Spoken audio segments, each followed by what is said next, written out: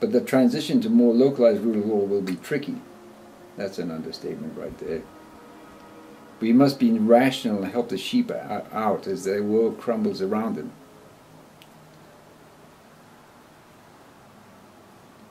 Sheep meaning those people who actually believe the government is telling them the truth. You know, and read the newspaper every day and think what they're reading is actually what's going on. Or watching TV, you know, news on TV. And all, you know, the local radio, you know, what they call talk radio. What talk radio does, in the words of Bob Dylan, is fill your mind with mind-polluting words. They will be scared and looking for mummy. That means somebody to guide them through the, as I said, turbulent times that are coming. Governments won't be in a position to help because they are the fundamental cause of all this problem. From a social perspective, that is. So we will need to do the heavy lifting. Peace and wisdom, Mike Krieger. All right then. So of course, the real source of all this, as I've been pointing out, and I will continue to point out, is our eating habits. As Steiner put it, it's from nutrition through healing to civilization and culture. So we have to begin with nutrition, proper nutrition. And what I've been pointing out, and will continue to point out for the next couple of episodes at least, is this problem of meat eating and what it entails and the ramifications thereof. Now in my moving all the stuff that was jammed into various places while I was living in another part of the house.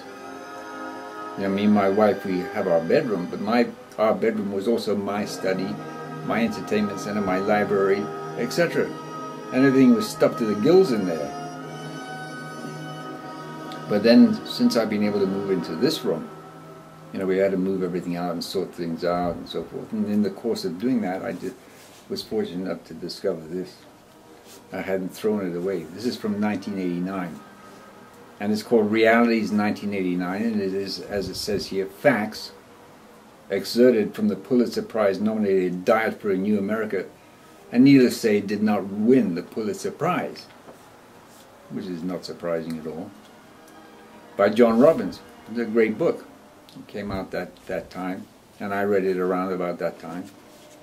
And it's got facts which I have mentioned, but I haven't been really clear about them, you know, in past episodes. So this is like more definitive facts about the consequences of meat eating from one particular perspective, which is, or two particular perspectives, the economic and ecological consequences. And I have talked about some of the personal consequences in the last episode. And by the way, if you're coming to this particular episode as your first encounter with the Mobuku Chronicles, I thoroughly recommend you go back and start episode 1 and just work your way through, because as I said, and will continue to repeat, this is a sequel to my first book, which is in print and available, called The End of Medicine. And this is a sequel, and the reason I'm not writing this as a book as such is because when I started to write it at the beginning of this year, I realized that by the time I got it finished, it would probably be out of date with regard to the financial aspects that I'm going to be discussing, and I have discussed to some degree already. So I said, well, I'll just make it as a narrative on YouTube, and this will be an ongoing narrative of the descriptions of why and how, and solutions to the smashing itself to pieces of the nation state, which is a necessity and to be welcomed. And it's nothing that anybody can do to stop it, even from, obviously, from the so-called leaders of the world who are, you know, they don't know how to lead their way out of a paper bag. and none of the governments of the world could govern their way out of a paper bag, because their understanding of politics and what governance is about, there is none. It's all gone. It's been taken over by greed and egoity, selfishness, self-centeredness, by the higher-ups, the biggest and most efficient criminal class in the world are nations' governments. They're all criminal enterprises. Necessarily they're so. Now why is this necessarily so? Because, as I said, the nation state is over. Now if you try to perpetuate something which has had its day, because it will just keep degenerating, so therefore it has to be kept together by artificial means. You know, it's like a corpse, trying to keep a corpse alive by putting fresh blood into it and thinking that corpse is going to revive. So essentially all the nation states are social carcinomas. They're places of decay, degeneration, and it attracts parasites. And in this case the parasites are human. And all they're into it is to suck the blood. It's like, what's his name, Matt Taibbi, the guy who writes for Rolling Stone? What did he call Goldman Sachs? The great vampire squid. And what did Catherine Austin Fitts call this federal government? Tapeworm. It's a parasite.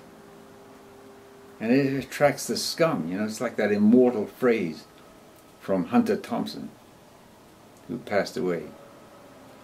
Well, Hunter Thompson had a certain, shall we say, grim view of existence. And every year he had a ritual where he would take a revolver, you know, which has 6 chambers in it, and he would empty 5 and leave 1 bullet in there, and then he would rotate the chambers and point the gun at his head and pull the trigger every year. Well, he did it 1-2 times too many. Anyway, he used to write for Rolling Stone way back in the 60s. And he was a political contributor. And he was covering the Nixon campaign for election. And his immortal phrase that headlined one of his columns that he wrote was, "Scum also rises." That's all you need to know, really. What we have running in positions of power is what Steiner referred to in the following phrase: "The bitter truth of our time is that the people least qualified to manage the affairs of humanity are the ones in positions of responsibility."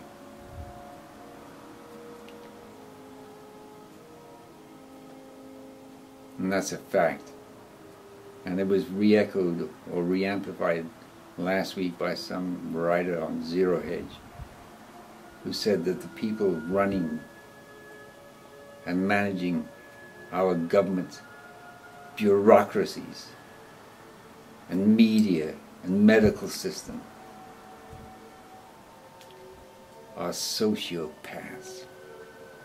Now, this is a clinical condition, recognized. It's called, in the quaint phrase, doesn't sound as good as sociopaths, of antisocial personality disorder. And what this guy said is that we're now getting second-rate sociopaths in position of power. Right? And this in the judiciary. It's the Supreme Court. The Supreme Court is an oxymoron. It's neither supreme nor it's a court. It's not even a court.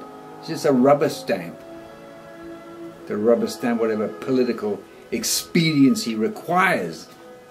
And forget the Constitution. They wouldn't even know the Constitution if they bit them in the ass. Anyway, so now the root systemic imbalances that are behind all this. Daily eating.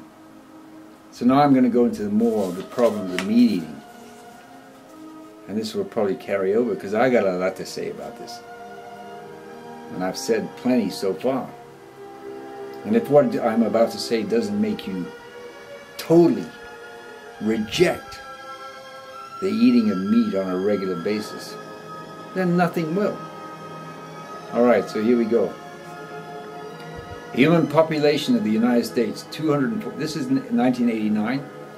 So some of these facts may be a little out of date, but the trend, the general trend is still, if anything, worse than it was in 1989. So we have 243 million people living in the United States at that time. Number of human beings who could be fed by the grain and soybeans eaten by U.S. livestock, 1,300,000,000. In other words, if all the grains and vegetables and soybeans and so forth were fed directly to human beings, it could feed 6 times the population that was in existence at that time. Sacred food of Native Americans, corn. Percentage of corn grown in the United States eaten by human beings, 20. Percentage of corn grown in the United States eaten by livestock, 80. Percentage of oats grown in the United States eaten by livestock, 95. Percentage of protein wasted by cycling grain through livestock, 90% wastage. Percentage of carbohydrates wasted by cycling grain through livestock, 99%. Percentage of dietary fiber wasted by cycling grain through livestock, 100%. How frequently a child dies of starvation in the United States? Every 2 seconds.